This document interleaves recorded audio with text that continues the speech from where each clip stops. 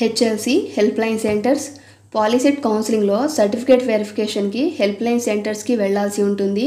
Help line సెంటర్స్ను ఏ విధంగా చూస్ చేసుకోవాలి, help line centres ఏవి, సర్టిఫికేట్ వెరిఫికేషన్ కోసం పర్టికులర్ హెల్ప్ లైన్ సెంటర్ను అనౌన్స్ చేస్తున్నట్లు ఏ విధంగా తెలుసుకోవాలి, అండ్ గవర్నమెంట్ డిస్ట్రిక్ట్ వైజ్గా ఎన్ని హెల్ప్ లైన్ సెంటర్స్ని అనౌన్స్ చేస్తారు, ప్రతి పాలిటెక్నిక్ కాలేజ్లో సర్టిఫికేట్ వెరిఫికేషన్ జరుగుతుందా, Polycet counselling process help line centres లిస్ట్కి సంబంధించిన పీడిఎఫ్ను ఏ విధంగా డౌన్లోడ్ చేసుకోవాలి, ఏపీలో ఎన్ని హెల్ప్ లైన్ సెంటర్స్ని ప్రొవైడ్ చేస్తున్నారు, పాలిసెట్ కౌన్సిలింగ్ ప్రాసెస్లో హెల్ప్ లైన్ సెంటర్స్కి సర్టిఫికేట్ వెరిఫికేషన్కి వెళ్ళాలంటే ఏం చేయాలి, సర్టిఫికేట్ వెరిఫికేషన్ టైంలో ఏ డాక్యుమెంట్స్ తీసుకోవాలి, రిజిస్ట్రేషన్ చేసినప్పుడు మీరు ఇచ్చిన బేసిక్ డీటెయిల్స్లో ఏమైనా మిస్టేక్స్ ఉంటే ఆ మిస్టేక్స్ని హెల్ప్ లైన్ సెంటర్స్లో మోడిఫై చేస్తారా, సర్టిఫికేట్ వెరిఫికేషన్కి ఒరిజినల్ డాక్యుమెంట్స్ తీసుకెళ్లాలా లేకపోతే జిరాక్స్ కాపీస్ తీసుకెళ్తే సరిపోతుందా, రిజిస్ట్రేషన్ ప్రాసెస్లో హెల్ప్ లైన్ సెంటర్స్ని చూస్ చేసుకున్న తర్వాత పర్టికులర్ టైంలో హెల్ప్ లైన్ సెంటర్కి వెళ్ళాలి అని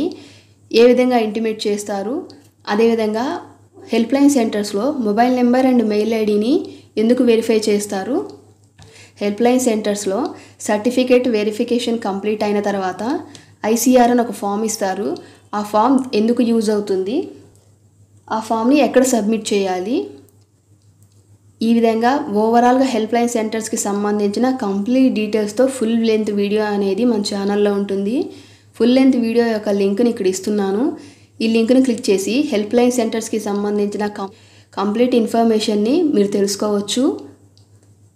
అదేవిధంగా వీడియోని లైక్ చేయండి, మీ ఫ్రెండ్స్ అండ్ ఫ్యామిలీ మెంబర్స్కి షేర్ చేయండి.